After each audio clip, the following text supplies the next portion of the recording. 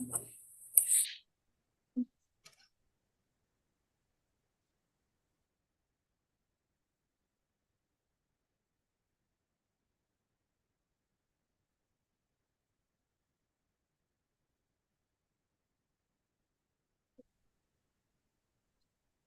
see, you're on TV now. Okay.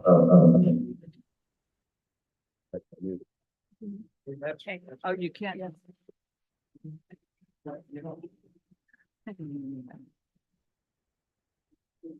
I like what you did for 30. Let's remodel it somehow. Oh, yeah. Oh.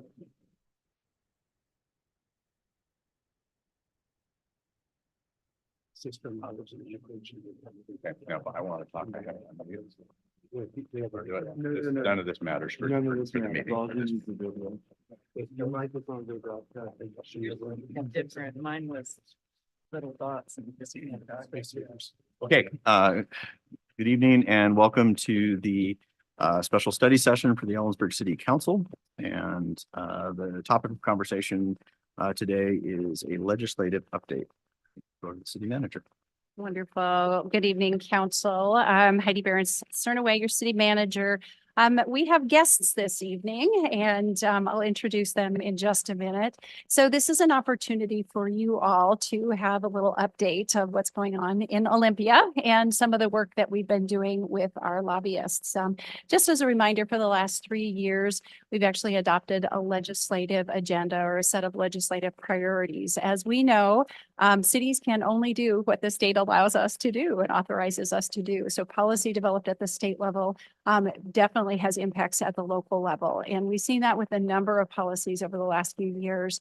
And council has opted to have a stronger voice as some of this policy is developed. And so in your packet tonight, you actually have some of the handouts that we've been using and have developed with your assistance and then refined again as we've gone along here. In November, we adopted the legislative priorities and then we've refined the materials and have been working very closely with Josh and Hannah. So Josh Weiss and Hannah Jones are with Gordon Thomas Honeywell. We went through a competitive selection process. They were selected unanimously and to help work with the city's interests. And I would just add a personal note, they've been tremendous assets for us in Olympia, and you'll hear some of that tonight. So this is an opportunity for them to, again, give us an update. There's some important deadlines that are just moving very quickly with this short session. And then an opportunity for you to ask questions. And we'll keep you posted as time moves along. We've really, I will tell you personally, I'm grateful for the work that they do. They make my job easier, keeping track of bills that are relevant to the city and providing weekly updates for us as well. But we'll have them back at the end of the legislative session too, just for a wrap up. So feel free to ask questions tonight. And I would just turn it over to, I assume Josh is going to start us out tonight. I will. Thank you, Heidi, and council. It's nice to see you, and we are very much appreciating the opportunity to work with you and really enjoying our time so far. It is so what we were thinking is I would give a few minutes of just context and overview for how the legislative session is going. Then Hannah and I would split some time talking about the specific issues that we're working for on your behalf this session. And then I'll come back and go over some of the materials that we've sent you this week on lists of bills that we're tracking and just see if there's specific questions about any of those bills. And I would say, I know Heidi said this already, but please feel free and interrupt anytime. It's obviously on Zoom like this. I can't read body language, but we're pretty adaptable. So, just however you handle it on your end, please just feel free and shout out and we can be diverted and pick back up. So as Heidi mentioned, it's a 60-day short session. This moves incredibly fast. In fact, tomorrow started on January 8th. Tomorrow will be the halfway point. And if you're familiar at all with how the legislative process works, it's really governed by a series of internally set deadlines that the legislature sets for themselves each session. The first deadline happened last Wednesday. It was the cutoff to get bills out of the policy committee. So pretty much all bills go through a policy committee first. And then on, if they have any fiscal impact to the state, they move on to a fiscal committee.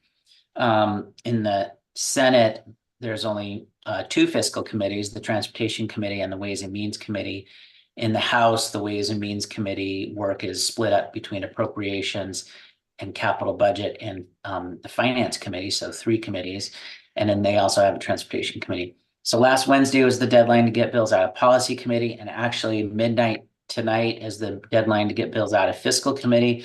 Both appropriations and Ways and Means are still working this evening, though it looks like they're getting pretty close to the end of their list, so probably only a couple more hours.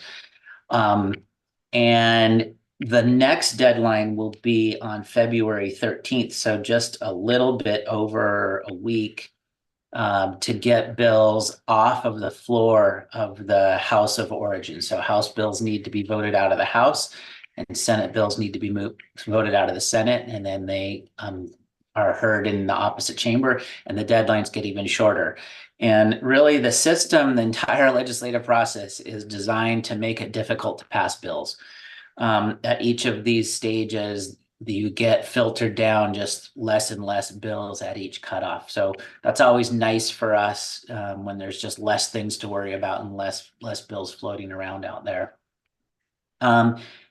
The other big thing that's going on, and it's a supplemental year in the budget, so they will not be adopting big budgets, biennial budgets, but they will be making amendments to the biennial budget they adopted last session. And the state deals with three major budgets: the operating budget, which deals with all of state operations, obviously, the capital budget, which deals with like building state facilities or construction, and then the transportation budget, which deals with both operation of state transportation agency and Department of Licensing, State Patrol, but also capital road construction projects. So it's a combination of operating and capital.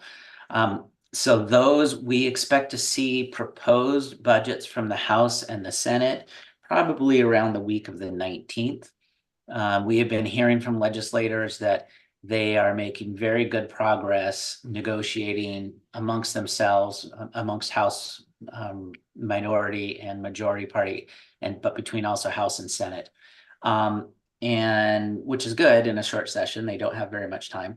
And next Wednesday, the 14th, the state will get their revenue forecasts for the quarter.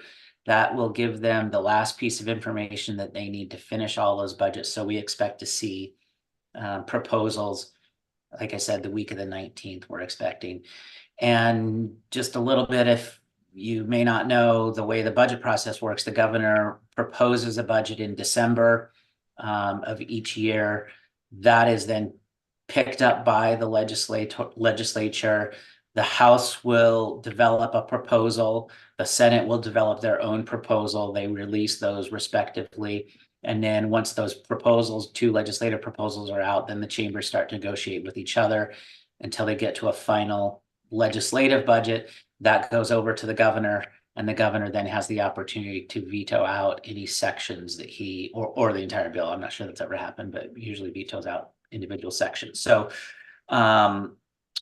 getting the budget proposals out there is really good. It's sort of the sign that the end is near. We don't think, last thing I'll say in terms of general context, we do not expect to go long this legislative session. As you're probably aware, that does happen from time to time. But this year, with just the supplemental budget, relatively strong revenues for the state, and majority party in both the House, the Senate, or I should say one party in control in both the House, the Senate, and the governor's mansion, as well as the desire for all members to get out and start campaigning, which they can't start doing until legislature is adjourned for the fall elections coming up. So we think we're going to be done in about 30 more days, and in about a week and a half, we're going to start to see some budgets that we'll have opportunities to work on. So that's kind of where we are in the process. I'm going to take a breath, and I'm going to turn it over to Hannah, and she's going to talk about the Fieldhouse request. Great. Good evening. Good to be with you all. As was mentioned, I'm Hannah Jones. I work for Gordon Thomas Honeywell. Josh and I work as a team. And I am giving you an update today on the capital request for the field house. So as Josh already mentioned, this is a 60-day short session. And legislators are developing supplemental budgets, including the capital, which are by nature significantly smaller than those passed during the first year of the biennium. They're supplemental. They're usually used to fund small projects, address any mistakes or any emergencies. In addition to those smaller budgets, we know that there are a couple of items on the ballot coming up in November, which, if they are approved, could result in significant holes in the state's operating and transportation budgets. For this reason, we've heard anecdotally down here in Olympia that the legislature has been relatively conservative in the development of their budgets. And as part of this, at the start of the legislative session, we heard that each district was getting $300,000 per chamber for a total of $600,000 per district for local and community projects. So that means that for each legislative district, you all are located in the 13th. There is a total of $600,000 available, $300,000 allocated to the House of Representatives and $300,000 allocated to the Senate. Now, the understanding is that each chamber is going to allocate funding for each district in their respective budget proposals. The two chambers will come together to reconcile, and they will likely buy each other's local community projects. So what this means is, the senator for the 13th legislative district might include some projects in the Senate budget, and whereas the House members from the 13th legislative district may include other projects, by reconciling, they will include all of the projects in the final version of the budget. The city submitted a request for $1.5 million for the field house, and this was submitted as a local community project and was sponsored by Senator Warnock in the Senate and Representative Ibarra in the House. Now, a lot of our messaging, and we talk to your legislators on a regular basis, a lot of the messaging around the field house and this project and why we were submitting a $1.5 million project in a supplemental year is really the urgent need to fulfill the city's request, including the requirement that the city be under construction by December of 2024 due to the insurance payout. In working with Heidi and with others at the city, we've been able to communicate more details about that requirement to Senator Warnock and to your legislators to ensure they understand the gravity of this funding request and that they urgently fund it. They find money to make sure that we can at least fulfill a portion of the request this year. Despite this urgent timeline, recent conversations as early as earlier today suggest that we are not likely to expect to see funding for the project in the Senate's version of the budget. But we are continuing to message to the city's delegation in the House that at least some funding for the field house this year is absolutely essential. And this is quite common with many budget requests that we spread them out over a year or two. If the legislature doesn't get them done in 1 year, we can come back the following year and say, hey, remember, we had this request. You weren't able to make it all happen in 1 year. We're coming back for the remainder of it. So I just want to assure this council that if the funding is not totally allocated this year, we will be back in 2025 for the remainder of that. I think maybe the last thing I would highlight is that we've had a really great opportunity working with your legislative delegation. They have received a record number of funding requests this year. I think at last count, I heard something like 35 million. So there really is a lot of funding need, and your legislators are doing absolutely everything they can to be innovative to make sure they're taking care of the city and the rest of their district as well. So we will keep you all updated. We have a few efforts that we will be doing over the next week or so before the budgets come out, the week of the 19th, as Josh mentioned, and including connecting regularly with your legislative delegation, reaching out to capital budget leadership.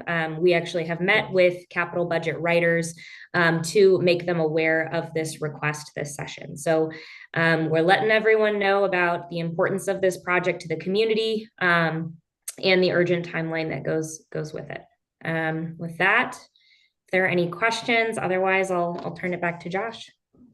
Well, I just a question if there, if it would be helpful if, citizens wrote in, help impressing on them the importance of it, of the request. Sure, absolutely. I do think it's helpful for legislators to hear from constituents about the importance of this request to the community. I think that has been one really unique and helpful aspect of this project is just how much the community is asking for this. The other thing I'll mention, which has been a really helpful tool, and we'll continue to use, are the letters of support that we've seen from the various community organizations, which we've shared with your legislators, and this week we'll be sharing with budget writers as well. So if you have any other of those organizations that would like to submit a letter or would like to reach out, let us know. We're happy to provide information, emails, etc. Maybe if we could get a list of who has provided, then we can maybe use our own contacts to ask for. Absolutely. And I'll just note, we actually did post those on the website, on the Fieldhouse website, so I can send those out to all Okay. of Well, my council as well. look on the website. So we also have been working, the field house is obviously a major priority. We also have been working on 2 items related specifically to the city's fact that the city is a regulated entity under the Climate Commitment Act. The first is also a budget request, but it is in the operating budget. And it is for $750,000 for this biennium. So 250,000 in the current fiscal year, and then $500,000 in the next fiscal year for the city, essentially to help with your compliance efforts, and also come up with some strategic planning about long-term, particularly around the natural gas utility, what the long-term plan is for that, given the goals, given the state's really aggressive decarbonization goals. And the reason that we are able to, I think it is very hard to guess how we might succeed or not with this request, because it is being made out of funding from the Climate Commitment Act. So those are our CCA dollars, as they're called over here. And for 2 reasons. One, this is only the second year that the state has had any CCA dollars to budget. And so it's kind of a new process and a new approach, and there's a lot of discussion. There's not much precedent to look upon about how they like to or will appropriate these dollars. And then secondly, with the initiative out there to repeal the Climate Commitment Act, there's just a lot of discussion and hesitation with legislators about what to do with these dollars. So I think it's anybody's guess at this point whether or not we actually succeed in this request. We have gotten really fantastic support for the idea. This has been a little bit of an experiment almost from my perspective, because like I said, there's not precedent for how they're going to use the dollars. But Representative Ibarra and Senator Warnock have been the champions. They actually put forward the request to the operating budget writers for this. A lot of support from our delegation, but then as we talk to legislators that are in the majority, Democrats, who are really interested in seeing the Climate Commitment Act implemented, there's really a fair amount of support for the city and helping. I think the fact that you're only one of 2 cities that has a natural gas utility, the fact that you're a relatively small city and really do need the resources, I think there's some sympathy there and desire to get you some resources to help you with this task. So even when we talk to legislators that are really involved in the policymaking and thinking about how to spend these dollars, there's a fair amount of interest in this. So, again, I'm not quite sure what to expect for this, but the conversations, it's opened a lot of beginning conversations that I don't think legislators really understood about the city's situation in compliance with the CCA. And even if we don't get anything, we're really laying a foundation, I think, for the future assuming the act isn't repealed and there's not compliance necessary in the future. The second component is a piece of legislation, actually two bills that we've had introduced on your behalf that would create a new authority for you in the Open Public Meetings Act to meet in executive session when you need to talk about your activities that you plan to do or would like to do in the carbon auction markets. We heard clearly from the city that there is this conflict between the OPMA, which requires you to do everything in public, and the CCA, which says that you cannot disclose any information about how you might participate in the auction markets. Similarly, when we worked on drafting this bill right after Christmas or right around Christmas, I was really worried that one, Open Public Meetings Act is a very sticky issue with the legislature. They're very loath to open the Open Public Meetings Act up. And then secondly, just knowing that the initiative was on the ballot, that they weren't going to want to do anything much with the Climate Commitment Act. We wrote the bill really, really narrow so that it would only apply to you and the city of Enumclaw, which is the other city that has a natural gas utility. It turns out that there's actually a fair amount of legislative support for creating this authority for other public entities as well, including cities that have electric utilities and need to comply or in the allowance market, but also PUDs that have natural gas utilities. So the Senate version of the bill has been amended to broaden it up. It would apply to all public entities that have compliance obligations under the CCA. And that bill is moving forward. It passed unanimously out of the policy committee, did not have a state fiscal impact, so it went directly into the rules committee. And then just recently was moved to the floor calendar and is ready for a vote. So whenever they get onto the floor, starting tomorrow, actually, when they get onto the floor and start looking at what bills are ready to go, this bill is going to be very close to the top of the list because it did pass out of committee unanimously. So we're feeling really very good about that. The House bill is a little bit more confusing, but the bottom line is it passed out of committee as well unanimously. It's in the rules committee.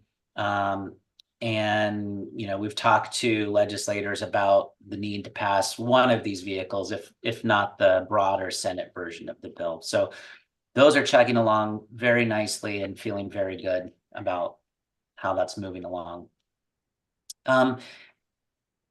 I only have a few more things that I really wanted to highlight about the bill list that we've been sending you, but we've been talking for a long time. So let me pause on the priorities and just see if there's any questions about the topics we've covered so far. And then I promise we don't have too much more after this unless there's just more questions, which we're happy to talk about.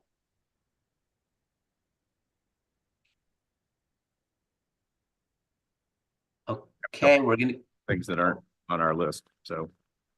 Or they're not primarily for the city of Ellensburg, so I'll wait for the end.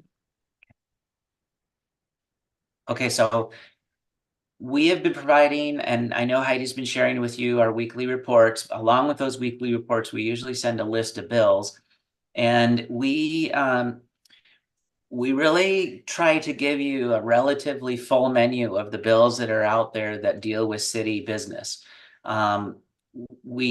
It's certainly not necessary nor advisable in many cases for you to weigh in on many of these bills, but we kind of want you to know the full universe of what's going on out there. I really appreciate and like the approach that the city is taking by really only weighing in on the most important items. But we would be able to weigh in and take a more active position if there are things on here that, you know, at any point in time you decide are really super important. So after this last policy committee cutoff, this bill reflects what was still alive. Some of these are actually now effectively dead, even though they still show it as technically alive because of after today's cutoff, they'll be dead. So the first two, I showed the two Natural Gas Open Public Meetings Act, CCA bills. Those are both alive. There was a third bill that was introduced by legislators representing the city of Enumclaw that also had to do with the OPMA CCA conflict. It had an additional element to it, which would have would have basically made your compliance burden easier over time by allowing you more free allowances over time.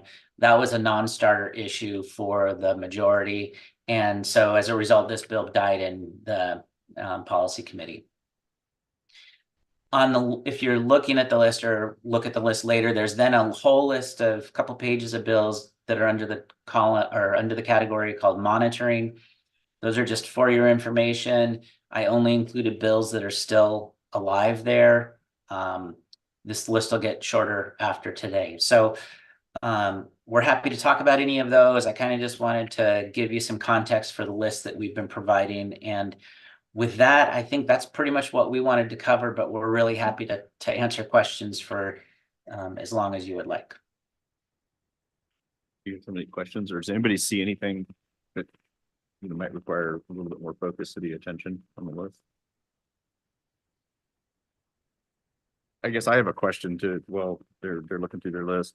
The House Bill 1468, the impact fee deferrals. Is that concerning to us at all? And I will say that is a bill that was left over from last year. So any bills that are introduced in the first year of the legislative session carry over to next year.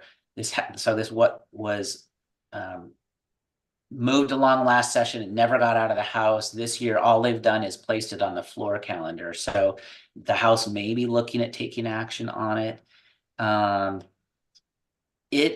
It is my recollection from last year, a little bit of a cleanup around impact fees having to do with when a lien had to be imposed on property, when the impact fee is put in place. And if I recall correctly, everybody last year was comfortable.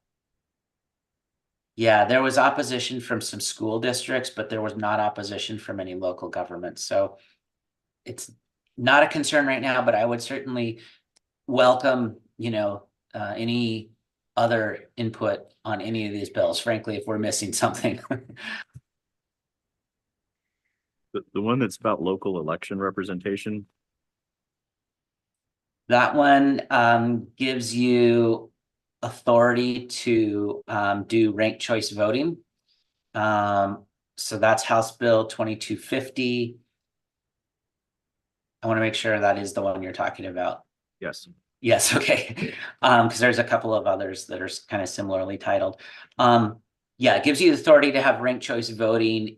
For instance, if a city were found in violation of the Voting Rights Act, and one of the remedies that the court imposed was to go to ranked choice voting, if they thought that would have a less discriminatory impact in whatever situation you had, it would give you the authority to actually do that. It's a local option. And then the last one is the urban growth area one, the Senate 5834. What's that?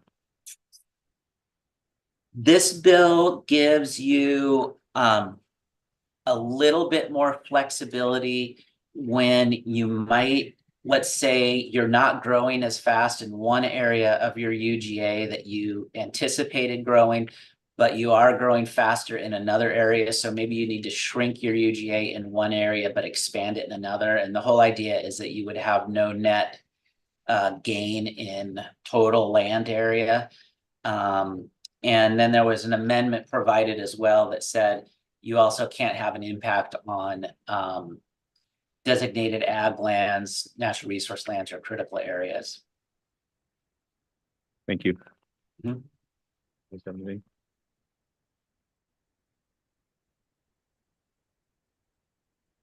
Nice job.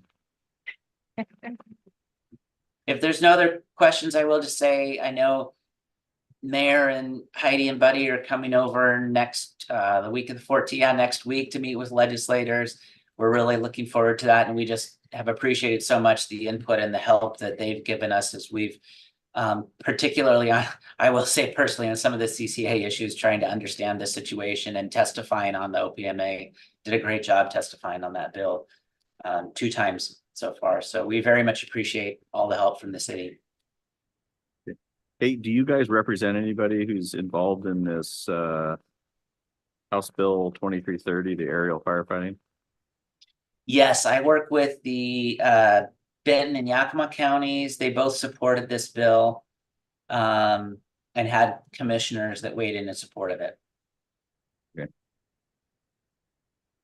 My experience is that they actually help with fire protection, but that's my experience. That the windmills do? You can run large air tankers right inside the wind farm.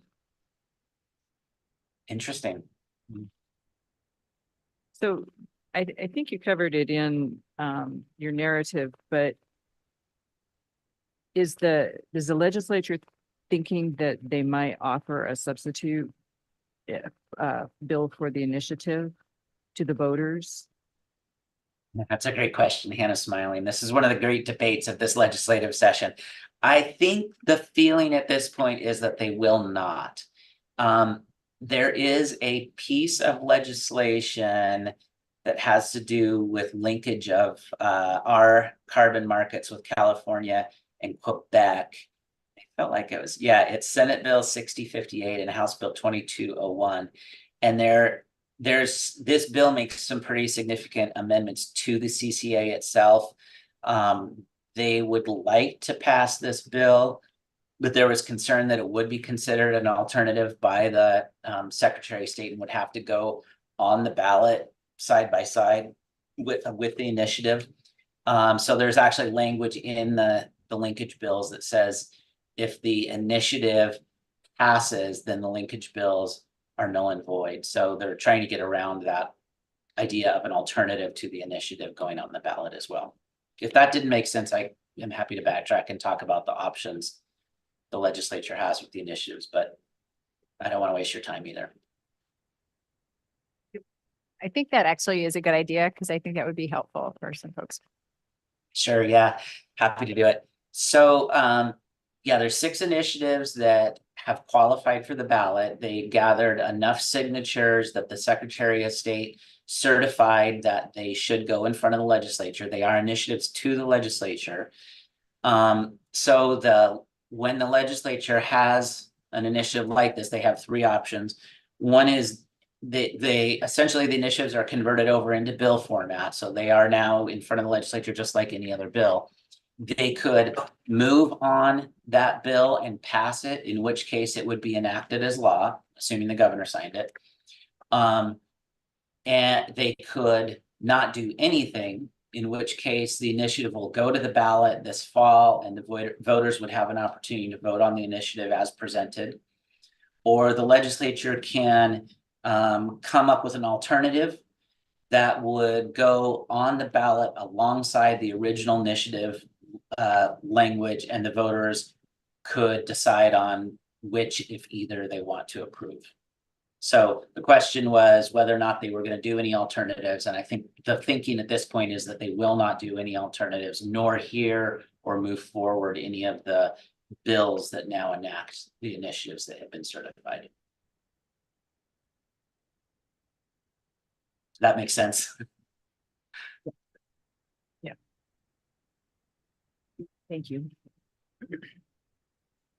Well, I would just like to add, one, thank you, Josh and Hannah, for joining us tonight. And really, truly, they've been a really great partner, helping us think through our strategy and what's important and trying to find a practical way through to a solution and help us prioritize on what's been most important on our list. And so, again, I look forward to coming to visit you in a couple weeks and also just to the outcomes from this legislative session. So. Thank you. Thank you. Thank you. So we will adjourn and recommence at 1900 hours. Thank you all. Bye, everybody. Good night.